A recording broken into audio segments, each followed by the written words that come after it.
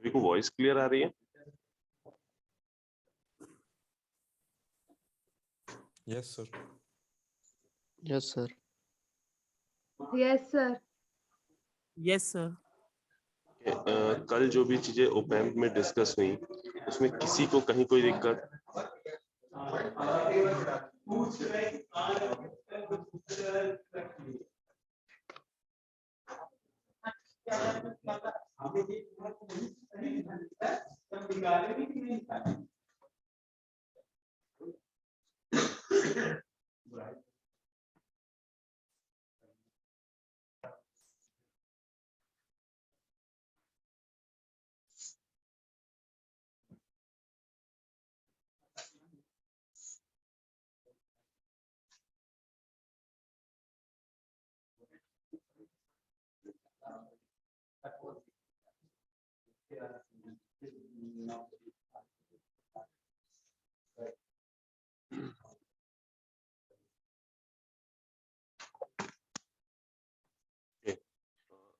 Class में हम लोगों ने डिफरेंट कॉन्फ़िगरेशन जो हो सकते हैं ओपन लूप। सर आवाज सही से नहीं आ रही है, बहुत मतलब नेटवर्क इशू आ रहा है।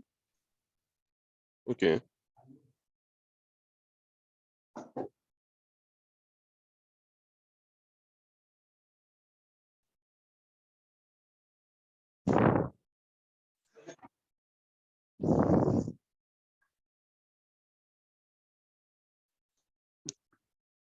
अभी ठीक है वॉइस?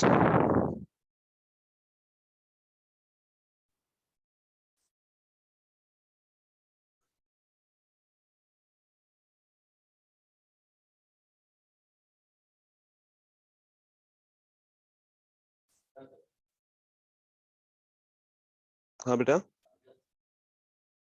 यस सर, आ रही है। ओके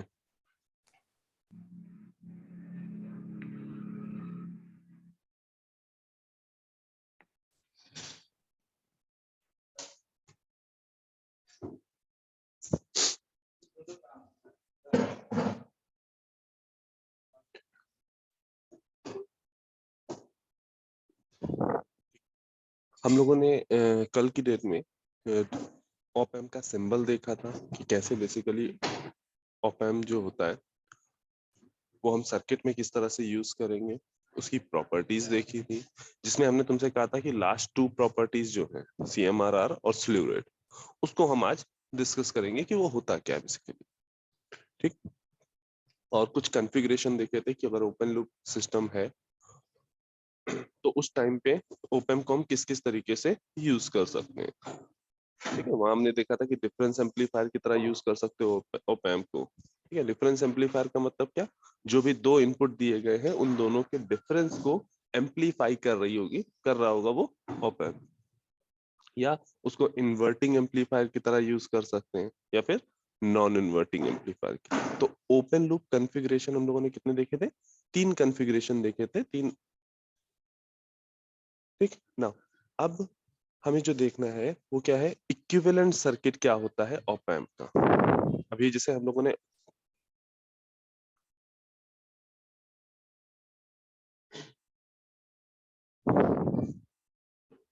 इक्विवेलेंट सर्किट क्या होता है ऑप एम्प का,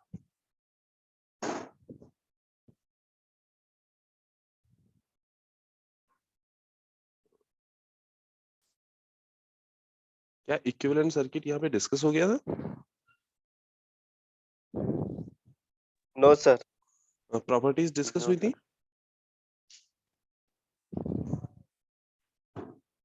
नो सर। प्रॉपर्टीज डिस्कस नहीं हुई थी ना अभी? No sir.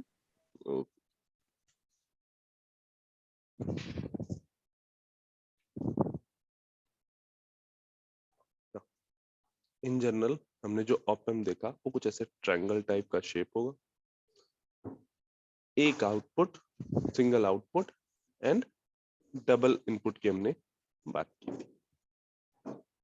ठीक, और हमने बताया था कि भाई ये एक आईसी की तरह बिहेव करता है, ये एक आईसी है। ठीक है, तो इसका जो इंटरनल सर्किट है उसका हम इक्विवेलेंट फाइंड आउट करते हैं। ठीक, उसका हम इक्विवेलेंट सर्किट की बात करते हैं।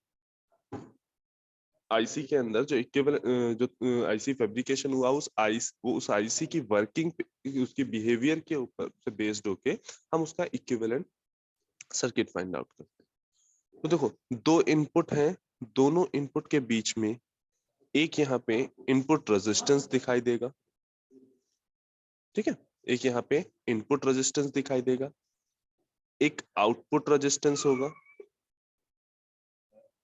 ठीक ना।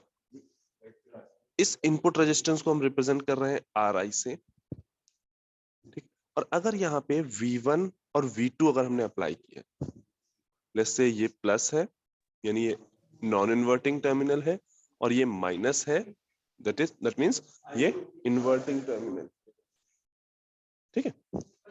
इन दोनों के बीच में यानी इस आर आई पे जो पोटेंशियल ड्रॉप आ रहा है वो क्या होगा, V1 माइनस V2।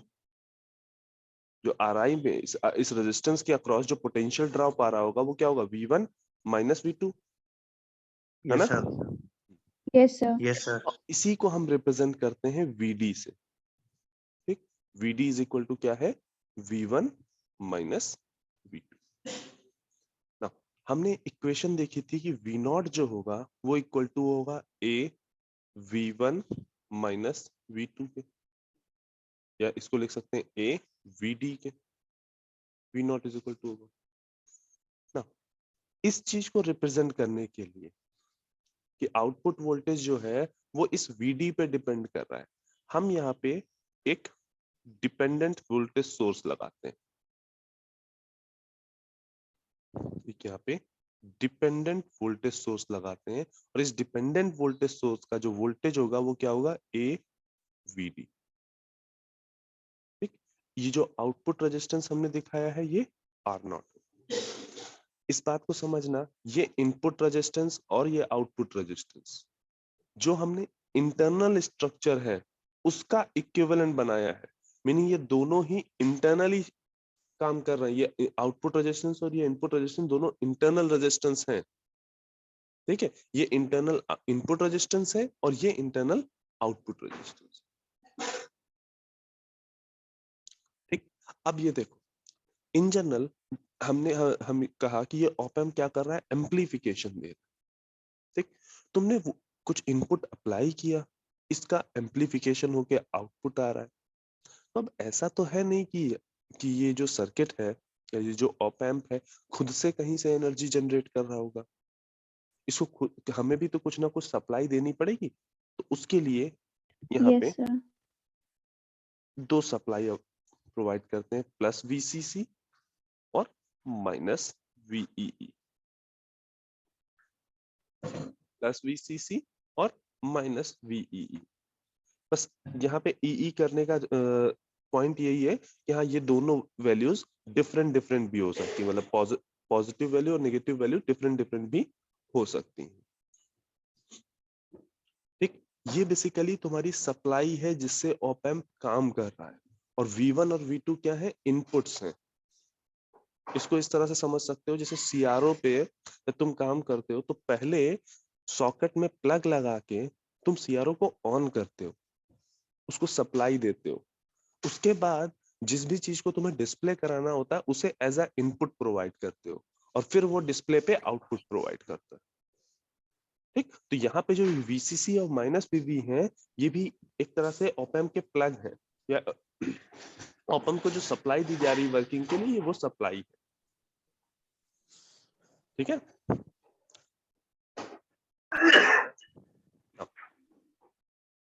अब इन जनरल जब हम आइडियल ऑप एम्प की बात करते हैं,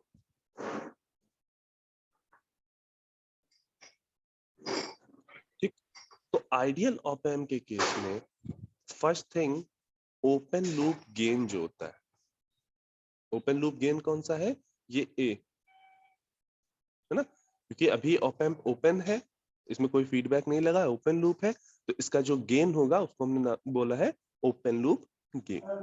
वो हमेशा इंफिनिटी रहता है। जिसका भी माइक बेटा ऑन है वो माइक ऑफ कर लो,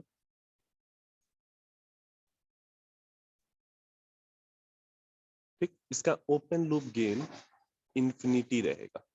सेकेंड थिंग, ये जो इनपुट रेजिस्टेंस हमने यहाँ RI शो किया है, इनपुट रेजिस्टेंस इंफिनिटी रहेगा।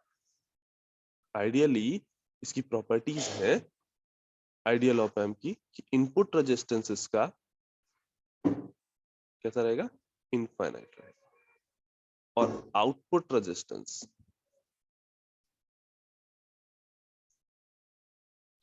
कितना रहेगा, 0 रहेगा। आउटपुट रेजिस्टेंस क्या होगा, 0। ठीक, ये आइडियल कंडीशंस हैं इनपुट रेजिस्टेंस और आउटपुट रेजिस्टेंस की। ठीक, नाउ अब एक बात समझो, इनपुट रेजिस्टेंस इंफिनिटी है। अब ये देखो, अगर हम ये कहें कि इस V1 वोल्टेज यहाँ पे हमने एक बैटरी लगाई,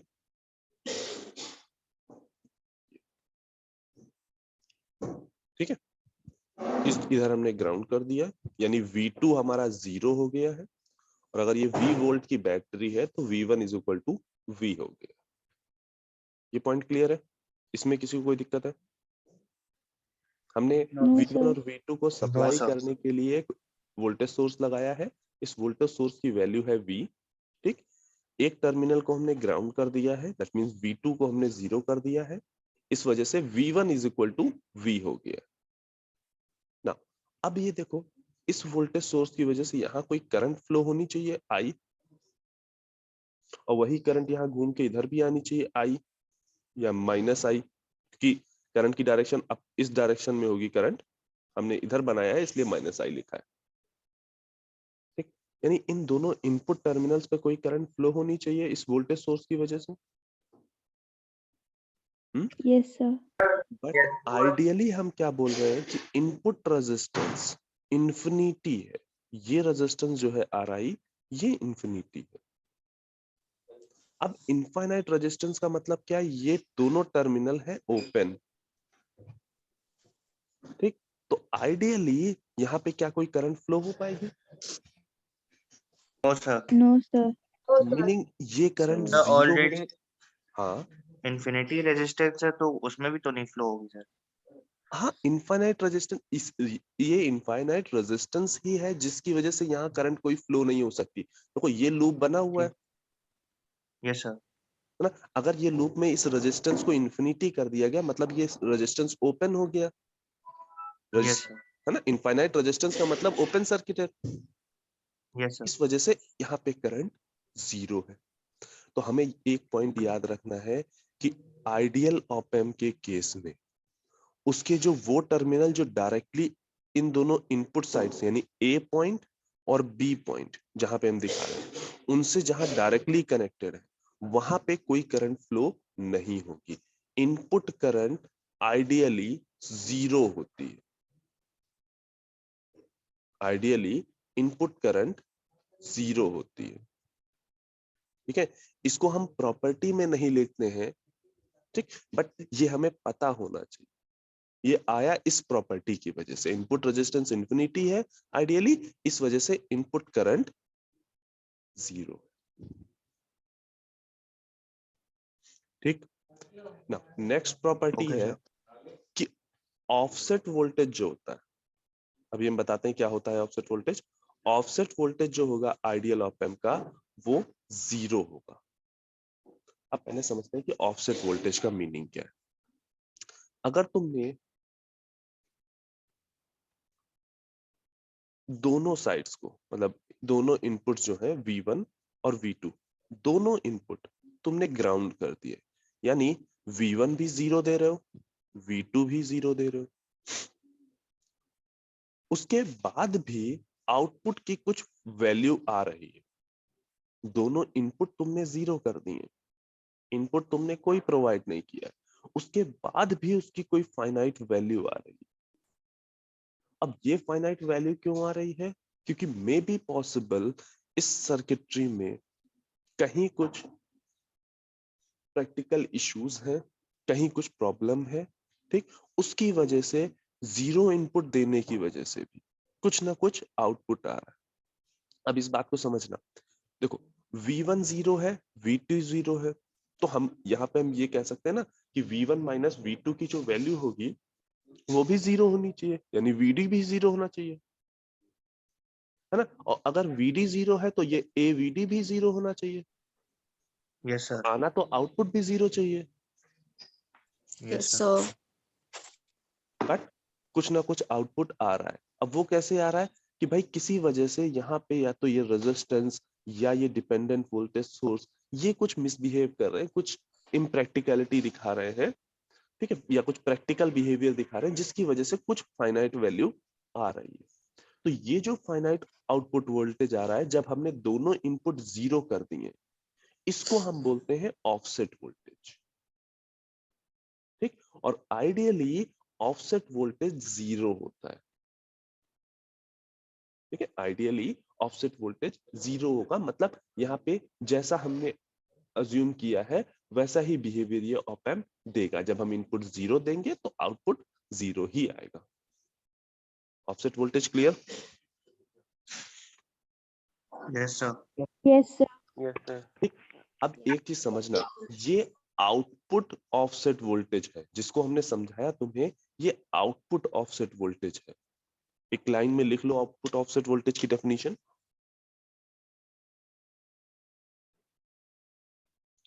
It is the output of op amp. It is the output of op amp when both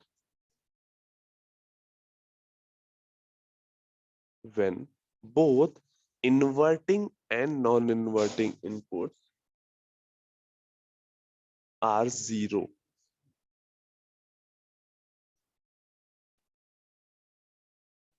When both, Please repeat once again.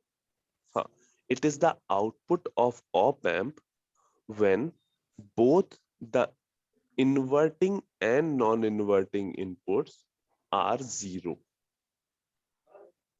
Okay, sir. ठीक। नेक्स्ट प्रॉपर्टी कहती है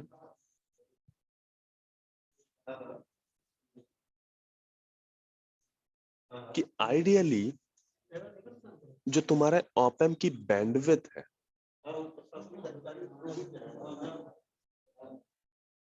आइडियली जो बैंडविड्थ ऑफ ऑप एम्प है वो infinite होगी। Bandwidth of op amp जो होगी वो इनफाइनाइट होगी। अब इसका क्या मीनिंग है? देखो, हम लोगों ने अभी तक ये कहा कि भाई यहाँ इनपुट V1 और V2 अप्लाई हो रहे हैं।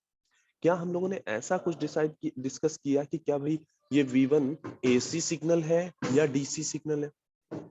ऐसा कुछ तो हमने कहा नहीं कि भाई V1 AC है या DC है, ठीक। तो हमें ध्यान क्या Yes, रखना है sir. कि ऑप एम्प AC पर भी काम करता है। अल्टरनेटिंग करंट दोगे, अल्टरनेटिंग करंट AC वोल्टेज दोगे तो भी उसको भी वो एम्पलीफाई करेगा, DC वोल्टेज दोगे उसको भी वो एम्पलीफाई करेगा, ठीक।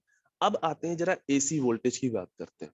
AC वोल्टेज है मतलब इसकी कुछ ना कुछ फ्रीक्वेंसी होगी।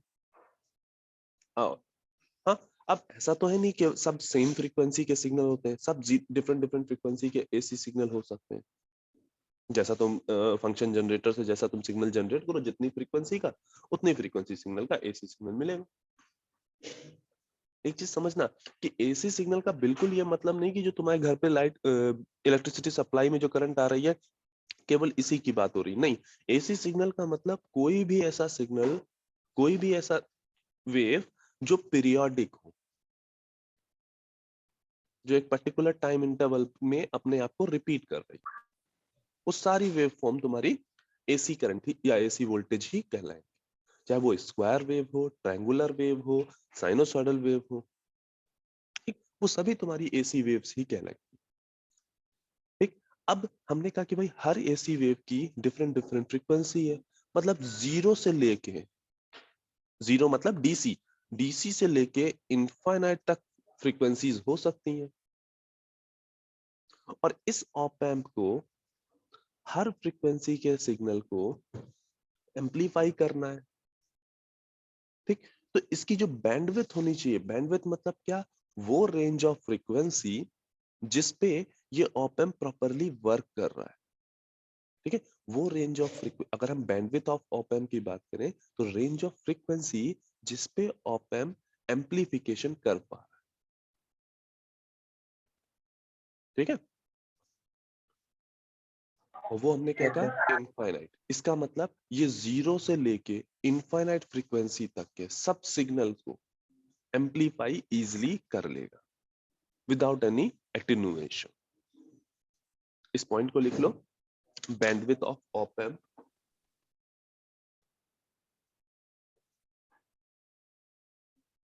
it is the range of frequency,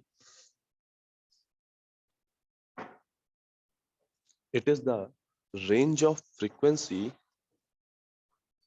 that can be amplified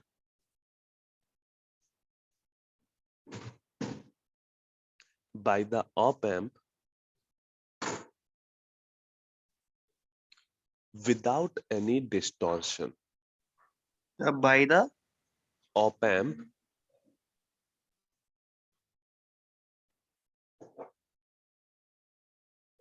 without any distortion.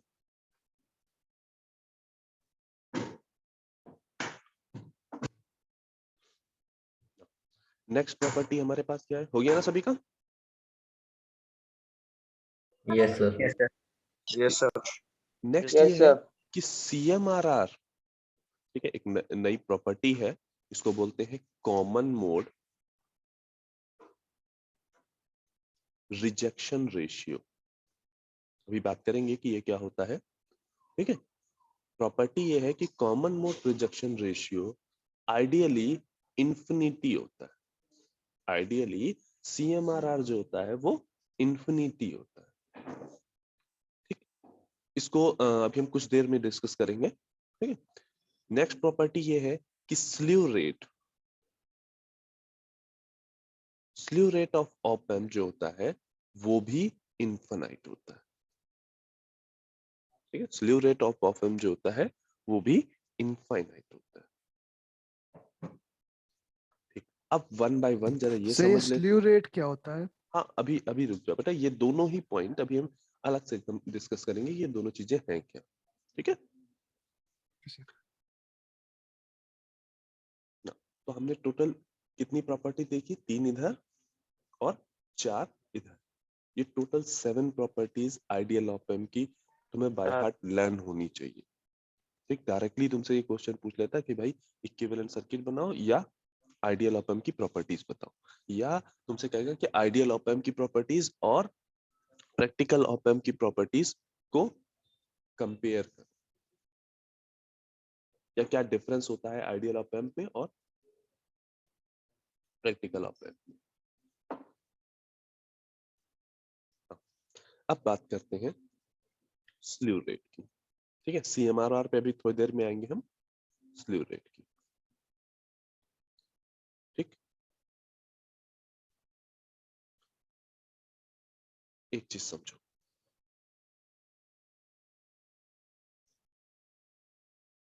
ये अगर हमने कहा V1 एक साइनोसॉइडल वेव है, ठीक, V2 अभी भी ग्राउंड है। V1 जो है वो एक साइनोसॉइडल वेव है, V2 ग्राउंड है। अब यहाँ पे जो ये VD आएगा, ये VD, ये भी एक साइनोसॉइडल वेव है, आएगी, है ना। VD इज इक्वल टू क्या है, V1 माइनस V2, और वो क्या आएगा, ये साइनोसॉइडल वेव, लेट्स से इसको हमने कह दिया Vm साइन ओमेगा टी, तो VD भी क्या आएगा, Vm sine omega T minus 0। yes sir अब ये जो इनपुट सिग्नल है वो टाइम के साथ वेरी कर रहा है, तो इस आउटपुट वोल्टेज को भी जैसे जैसे इनपुट वोल्टेज वेरी कर रहा है वैसे ही आउटपुट वोल्टेज को भी वेरी होना पड़ेगा। मीनिंग जो आउटपुट आएगा वो कुछ यही तो आएगा, A मल्टीप्लाई बाय VD, मतलब A into Vm sine omega T.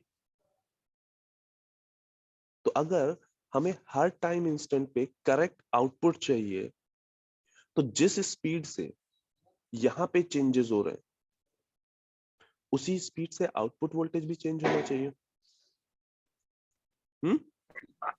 yes sir है ना, जिस टाइम इंस्टेंट पे यहाँ पे वैल्यू चेंज हुई जैसे ही, वैसे ही तुरंत यहाँ पर भी वैल्यू का चेंज दिखाई देना चाहिए। स्लीव रेट इसी कैपेसिटी को डिनोट करता है, ऑप एम्प की इसी कैपेसिटी को डिनोट करता है। ये है, इसको हम डिफाइन करते हैं, it is the maximum rate. ठीक है, ये मैक्सिमम रेट है जिस रेट से आउटपुट वोल्टेज चेंज हो सकता है। ठीक, उसकी अपनी एक कैपेसिटी है कि भाई आउटपुट वोल्टेज इतने ही मैक्सिमम रेट से चेंज हो सकता है। अब इसका इफेक्ट क्या पड़ेगा सिग्नल में? ये मानो कि अगर आउटपुट वोल्टेज या स्लीव रेट तुमने डिफाइन कर दिया 10 सेकेंड, सॉरी 10 वोल्ट पर सेकेंड, ये है हमारा स्लीव रेट। हम कहना ये चाह रहे हैं, स्लीव रेट अगर हमने कहा कि 10 वोल्ट पर सेकेंड है, इसका मीनिंग क्या है कि आउटपुट वोल्टेज मैक्सिमम जो चेंज कर सकता है एक सेकेंड में वो 10 वोल्ट का है। मैक्सिमम जो चेंज कर सकता है वो 10 वोल्ट का। अब अगर इनपुट साइड पे जो ये इनपुट प्रोवाइड कर रहे हो, ये जो वोल्टेज प्रोवाइड कर रहे हो, इसका रेट ऑफ चेंज 10 वोल्ट पर सेकेंड से कम हुआ, तब तो कोई दिक्कत नहीं है, आराम से जैसे जैसे इनपुट चेंज हो रहा होगा वैसे वैसे आउटपुट चेंज होता जाएगा। हाँ, 9 वोल्ट या 9.9999 वोल्ट पर सेकेंड भी हुआ तब भी ये ऑप एम्प कोप अप कर लेगा, और जैसे जैसे इनपुट चेंज हो रहा होगा वैसे वैसे आउटपुट चेंज होगा और हमें करेक्ट आउटपुट मिलता रहेगा। लेकिन अगर ये 10.11 10.01 भी हुआ वोल्ट पर सेकेंड, यानी जो जिस स्पीड से आउटपुट चेंज हो रहा था, जिस रेट से, उससे ज्यादा का रेट हो गया इनपुट साइड में, जो हमने इनपुट अप्लाई किया है उसका रेट ऑफ चेंज अगर ज्यादा हो गया हमारे स्लो रेट से, अब क्या आउटपुट इनपुट के साथ चेंज हो पाएगा? No sir. हाँ, तो हमें क्या करेक्ट नो आउटपुट मिलेगा? Sir no sir. ठीक, तो स्लीव रेट हमारा यही डिफाइन करता है। अब आइडियली हमने क्या कहा कि ये जो स्लीव रेट है वो इन्फिनिटी है। ठीक, अब इन्फिनिटी से ज्यादा तो कुछ हो नहीं सकता, तो यानी हम यहाँ कहना ये चाह रहे हैं कि आइडियल ऑप एम्प में चाहे जिस रेट का, कितने भी रेट का तुम यहाँ इनपुट अप्लाई करो, प्रॉपर आउटपुट तुम्हें मिलेगा ideal case. Point clear? Yes sir. एक स्लीव रेट हेडिंग डाल लो, उसमें लिख लो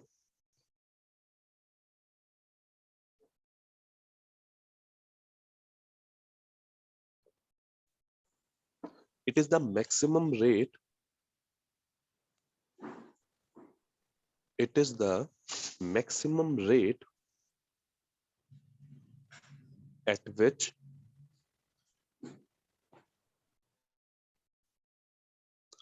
output voltage of the op amp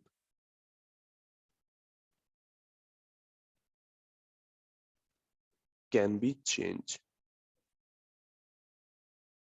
at which output voltage of the op amp can be changed per unit time.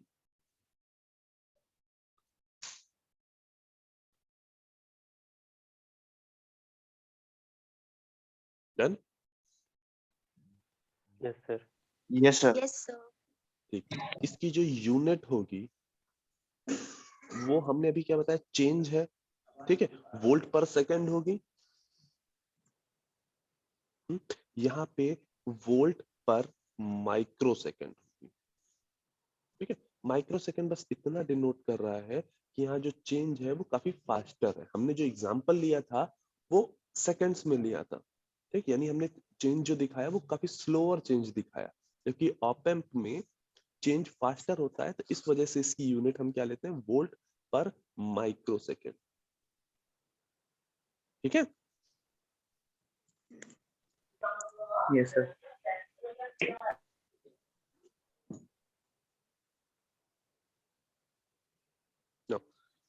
इसको अगर हम mathematically define करें तो slew rate is equal to क्या हो सकता है, rate of change of output voltage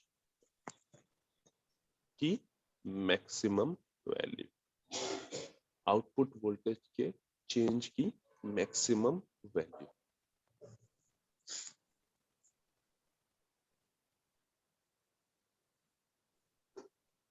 ठीक,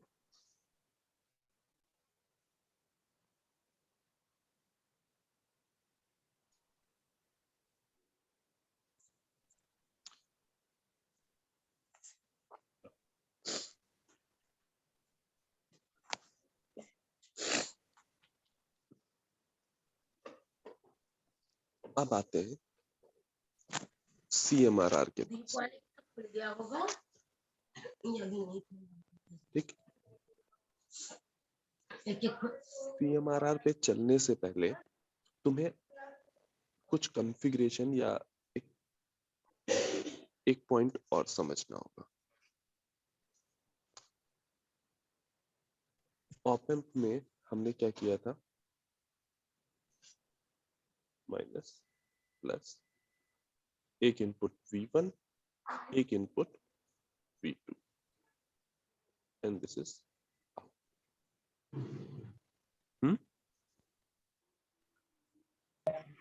Yes, sir. ना। अब अगर हम इन दोनों को आपस में शॉर्ट कर दें और एक वोल्टेज सोर्स यहाँ पे अप्लाई करते हैं, प्लस माइनस VM। ठीक, इस समय हमें ये बताओ आउटपुट वोल्टेज क्या आएगा।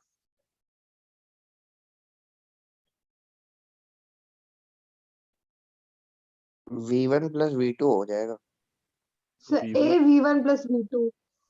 हाँ sir, V1 V1 plus V1 V2। Plus plus V2। V2।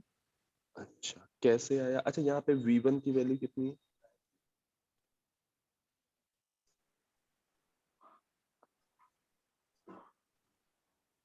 Sir VM minus V2 sir. नहीं, V1 की कितनी वैल्यू है? Sir sir VM VM minus V2 होगा। माइनस सर सिर्फ V2 होगा। VM होगा। ठीक है, ठीक है, VM होगा। अच्छा, और कुछ लोग कह रहे हैं VM माइनस V2 होगा। अब एक चीज समझो, V2। इस पॉइंट यानी A पॉइंट का पोटेंशियल कितना है? 0 है।